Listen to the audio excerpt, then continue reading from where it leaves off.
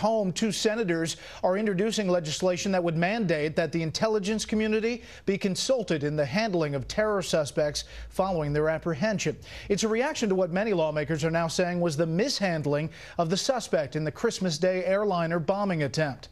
National correspondent Catherine Herridge has an update tonight. Good evening, Catherine. Yeah, thank you, Brett. Now that the White House spokesman has pinned the decision to prosecute the underpants bomber as a criminal on the Attorney General Eric Holder, not only Republicans but a top Democrat is now crying foul. Dianne Feinstein, who leads the powerful Senate Intelligence Committee, says Abdul-Muttalib should have been treated as a terror suspect. A high-value detainee interrogation unit should have been called in to decide whether the FBI's questioning of the 23-year-old had exhausted his intelligence value. Had this group been operative, it should have been called in to do some assessment ahead of time as to whether the interrogation or interview, whatever you want to call it, of the individual was really adequate, whether they needed more time.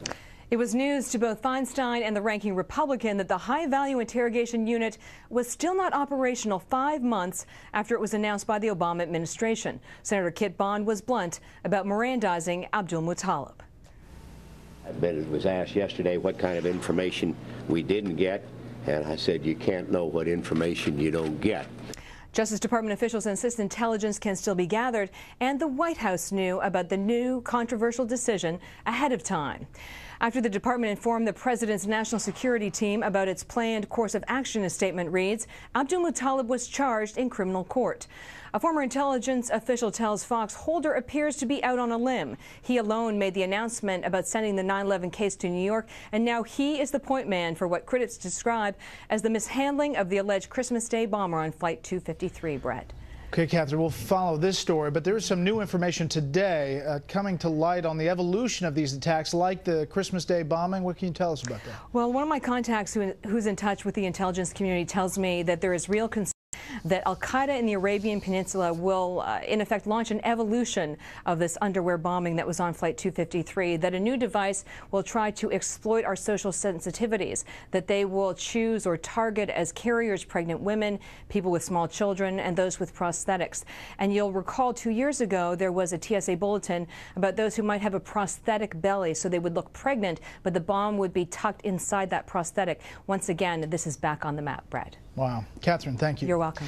Vice President Joe Biden has begun a surprise trip to Iraq. Biden will try to help diffuse a growing political controversy there over the blacklisting of former members of Saddam Hussein's regime. Today, Iraq's elections chief says he expects more candidates to be banned from the March parliamentary elections. Thursday, a list of more than 500 names was published in Iraqi newspapers.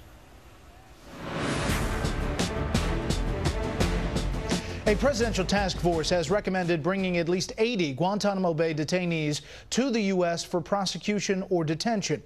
It was 1 year ago today that President Obama promised to close the terrorist prison in 1 year. Senior White House correspondent Major Garrett continues his series on year one of the administration with a look at why that hasn't happened yet.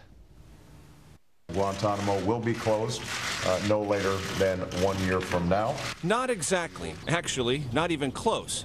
Gitmo stands as the most glaring failure of President Obama's first year, especially when you consider the detention center won't close this year either, and the White House cannot say when it will. I don't know when the process will be done. President Bush wanted to close Gitmo too, but could not come up with a date or a plan. Now Mr. Obama's date is gone, and he's still working on a plan. One question that raises, of course, is whether the Obama administration is drifting toward a policy very similar to the one that the last president articulated with respect to Guantanamo. What happened? How could a president so emphatic then be so wrong now? One, naivete, and two, irrational exuberance. That they were going to be better, stronger, and faster. They just genuinely underestimated the difficulty of effectuating every aspect of this. There are 196 detainees at Guantanamo now. The Obama administration has released 44. Officials say 35 in custody will be tried in U.S. federal court. 110 will be transferred to other countries. 50 or so will be detained indefinitely without trial. A former advisor to President Bush credits Team Obama for at least deciding the fate of each detainee. And you do need to rack and stack them, and first you need to put your arms around all the information about each detainee.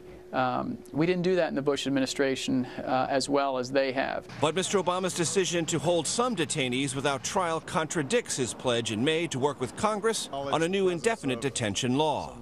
In our constitutional system, prolonged detention should not be the decision of any one man. The president's reversal puts him right where Mr. Bush was, that war powers in Afghanistan allow for the indefinite detention of terror suspects. And then the administration changed its mind and decided that they're not going to do it because it's too politically difficult.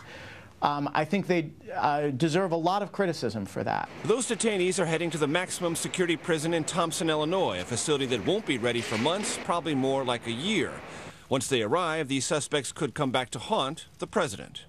Judges will ultimately order some of those guys released into the United States because their rights have not been defined, their privileges have not been defined. Imitation, they say, is the sincerest form of flattery. On Gitmo, Mr. Bush should feel somewhat flattered, even if President Obama didn't want it that way. At the White House, Major Garrett, Fox News.